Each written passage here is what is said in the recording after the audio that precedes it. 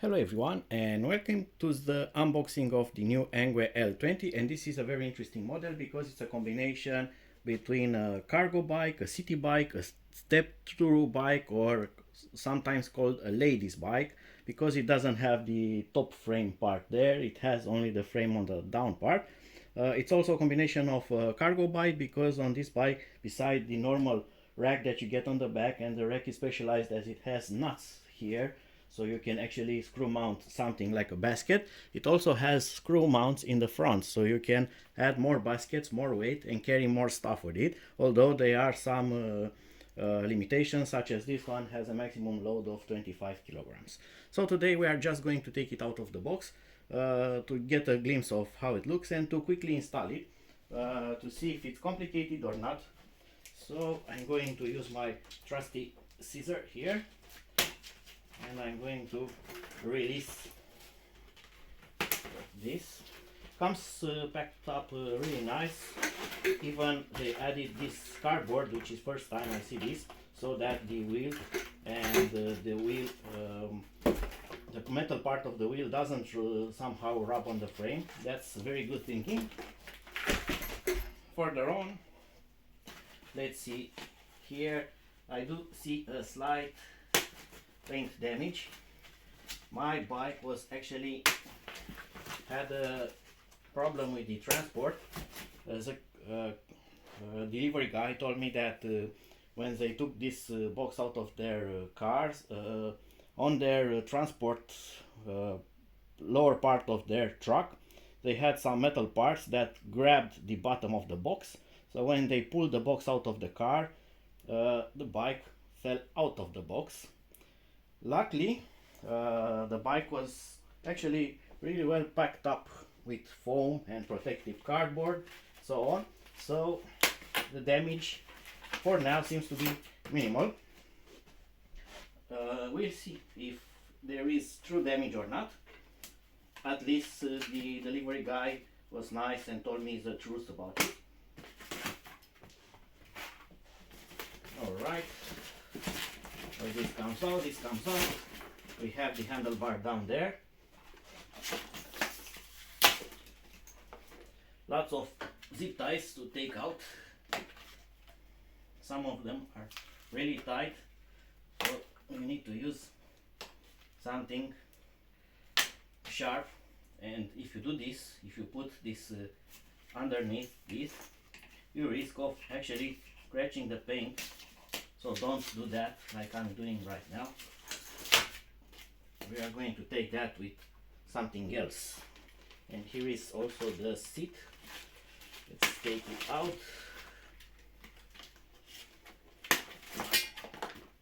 I like the color. It looks nice. It's a interesting change in colors. No longer orange or black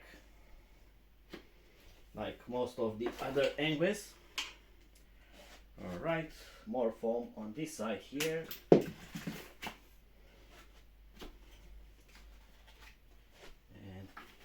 let's free up the handlebar. Okay, we are getting there. So the handlebar is free. And I know that this is very popular to you. It's an upgrade that most of you have done on other ENGWE bikes. They use the BMX type handlebar. So here we get a similar stuff. So we get a BMX looking handlebar, and with the new pipe mount here. It will be interesting now to see how the comfort is and the overall looks of this bike. Should be really interesting.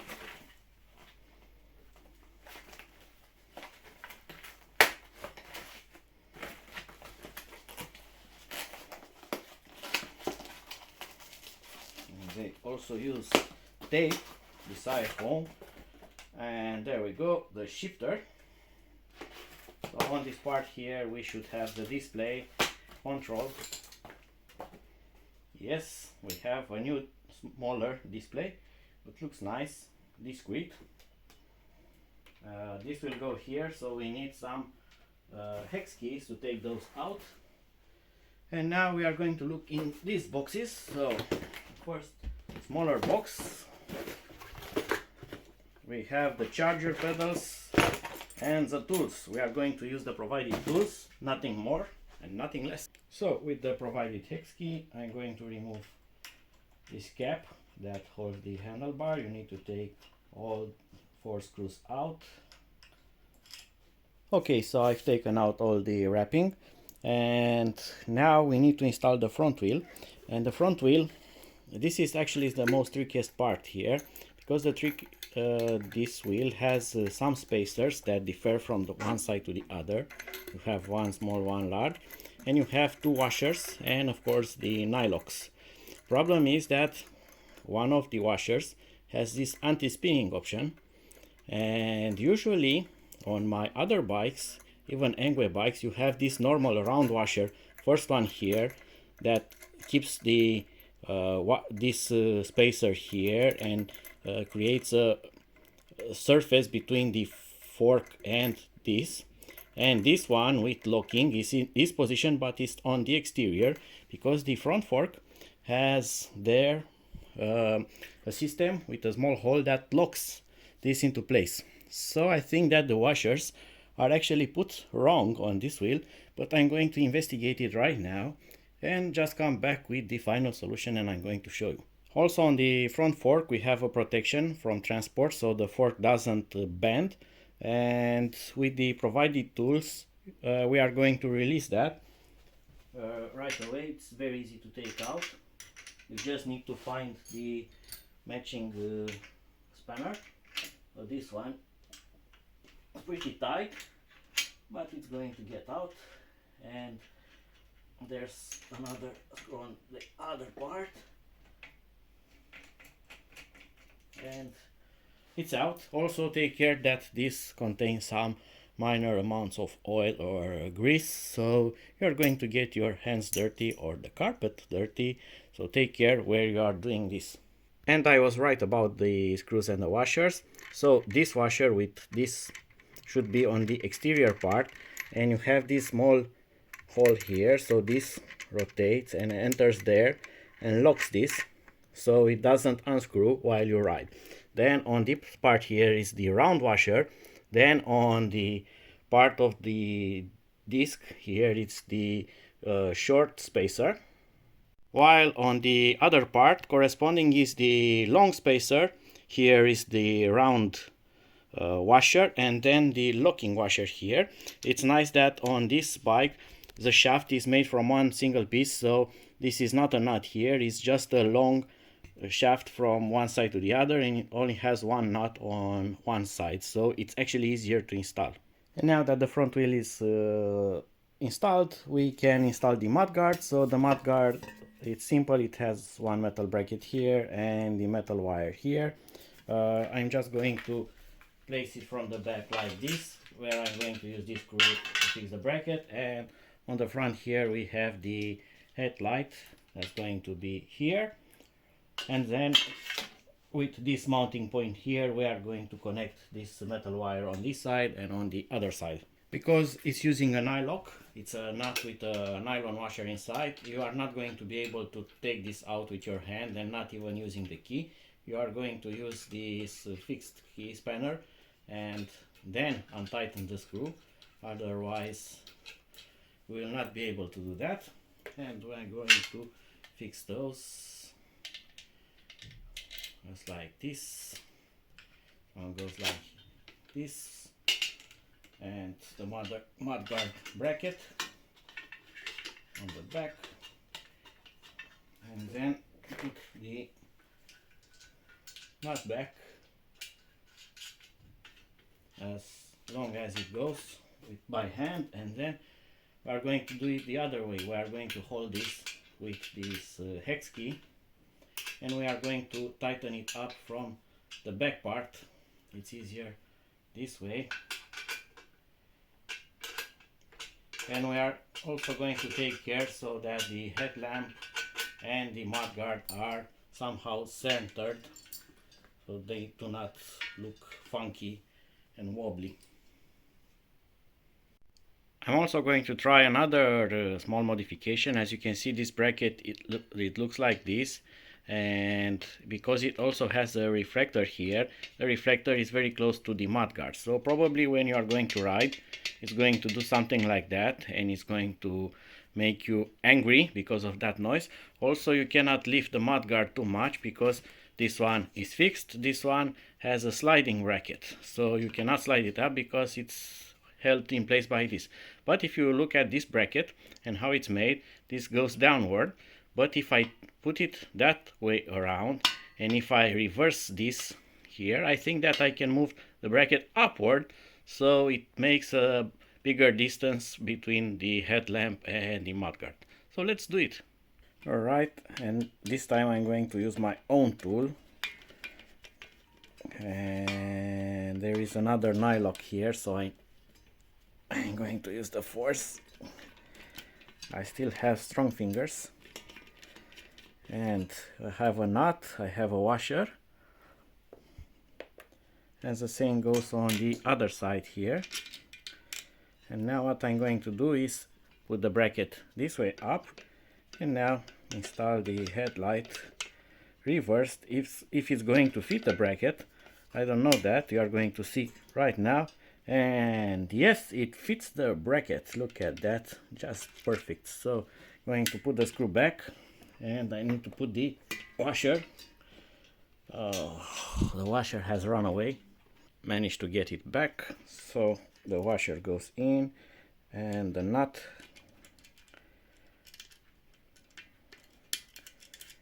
Okay, and now I'm going to tighten this up. I'm going to try to hold the nut by hand. If not, you are going to need some pliers or a small spanner to hold that in place. Okay, we are going to tighten that later, but the idea is now I have plenty of space between the mudguard and the headlamp, so I can also adjust the mudguard to go upward. Well, it's not going to hit the bracket, and I can adjust all of that nicely, and it's going to look nice.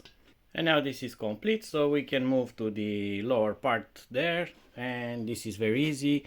We have the screw pre-installed. We are just going to take it out from this side.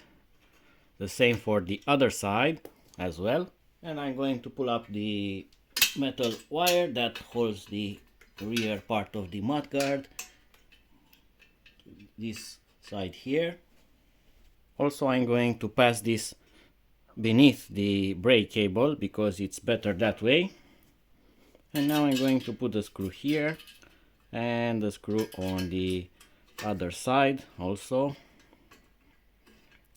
And we are done with the front part of the bike. And I was saying that the front part is ready. Well, actually it's not. When I was putting the mudguard, I have observed one thing. Here we should install the front basket, so the front part it's not over. Also the cable, if you look a few seconds before, this cable came out on this part, and it was not sitting very relaxed on that part, so it sits actually better on this part. To do that, of course, you need to take the handlebar off again to pull it under the bike on the other side and then fix it back together. And now all the cables are sitting nicely, including the brake cable there and the light cable. They are all more relaxed on this part of the bike, and you can actually fit the basket in front here. So let's check that out. And the basket should be inside here, so I'm going to take it out of the box.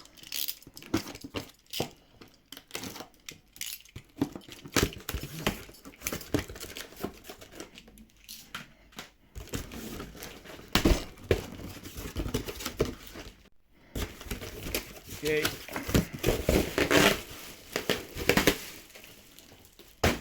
And there it is.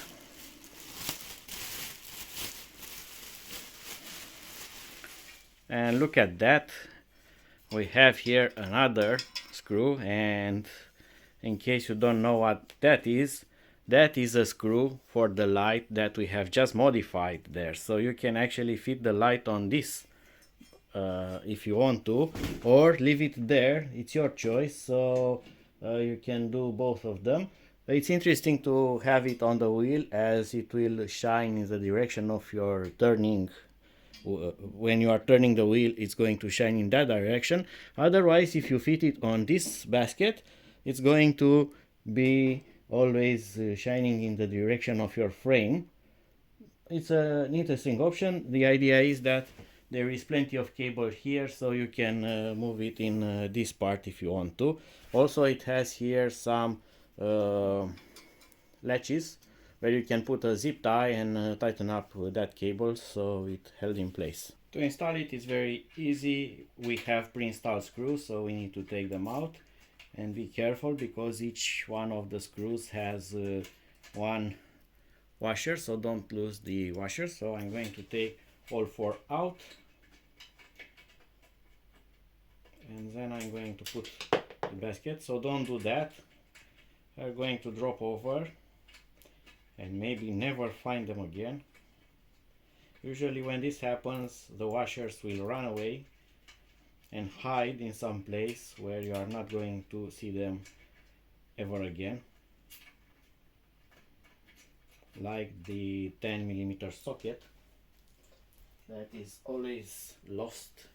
Right, so we put this back and we are reinstalling the screws.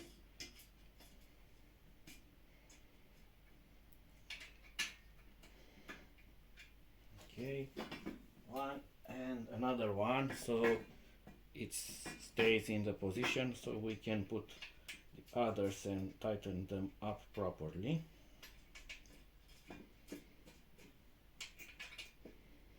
So it's starting to look like a cargo bike right now.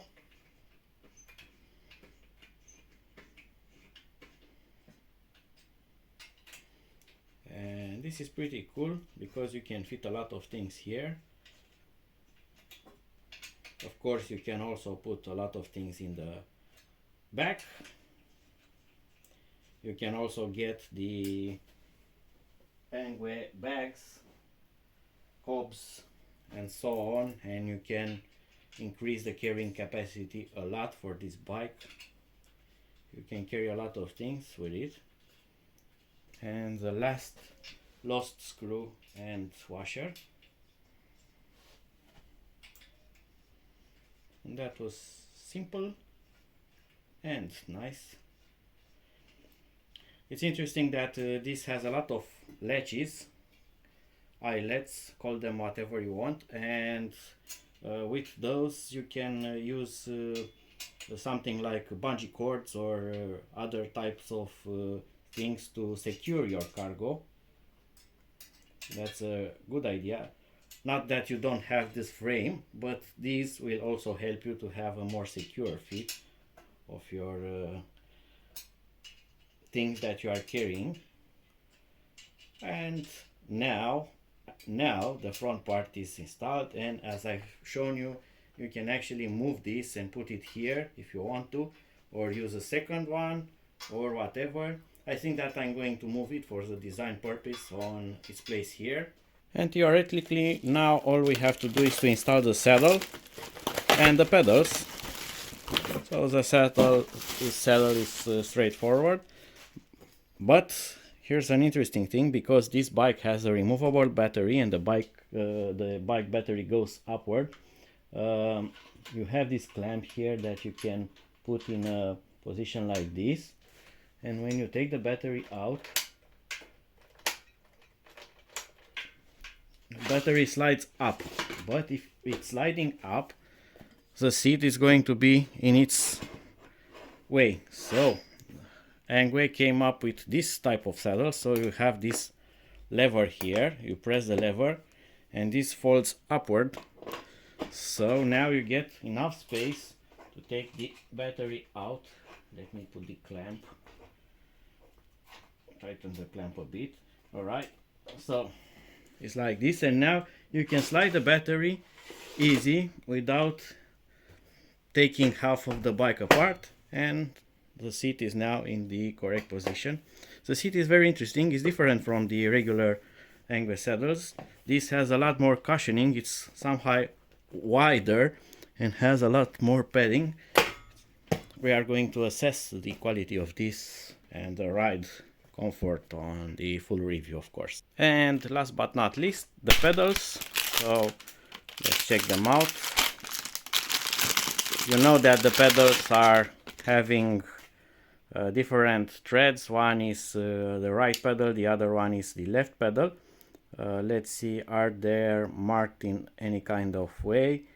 Yes, we have an R here, and this one has an L here. So I'm going to tell you a short story. Before having these labels with L here, R on that side, people were actually cross-threading pedals like it was something normal. So I don't know, something like half of the installed bikes had cross-threaded pedals because people tried to simply install them in the correct turning, the clockwise. So on the left part it's anti-clockwise, and there were a lot of problems with the pedal coming off while riding or simply destroying that thread inside. So now you get these brightly colored labels showing you the turning direction, showing you the label with this is the left pedal, you have left pedal written on the left pedal, so you don't have any kind of problem now to cross-thread them. And now we need to secure them with the provided key. Also, another note about the pedals, they are Well-Go and they are fully metallic, no plastic pedals, so very good quality, actually resistant to a lot of wear and abuse. And now let's turn on the battery. It has 3 position, it has key lock, it has release of the lock, and it has contact. So with the key inserted you get power to the bike. And the display is a new display which is smaller but looks interesting. So let's see if it powers on. It powers on right away, and we get here the plus and minus buttons. The design is similar with the other ENGWE e-bike, so probably this is another Yolin display, which is nice because probably we can edit settings from here. And if we start the throttle, we don't have any kind of throttle because throttle is disabled on this bike, but we are going to enable it. And we are almost over. And last but not least, and very important, if you want to adjust the headset, if it has play, mine doesn't, or if you want to change the alignment, mine is slightly pointed that way and the wheel is that way. It's very simple to use this type of headset. You have this screw here and 2 side screws here. It works this way. This screw here pulls screw here that tighten up the bearing here and down there. So you need to adjust this so it doesn't have any play here. To do that, you first need to take these two to unscrew them, not entirely, but to release the pressure from them, because this is also a clamp that holds the pipe that goes down. So you need to work with all these 3 screws, but the rule is the following. With these two loosen up, you tighten this one until there is no play in the steering stem, and then when you don't have any kind of play, but don't overdo it, then you are going to straighten up the handlebar, and then you are going to tighten up these two. And all that it's now left to do is to fully charge the battery and then go for a test ride. So be sure to follow my next uploads where you are going to see, of course, the full review of this e-bike. Until then, see you and bye bye.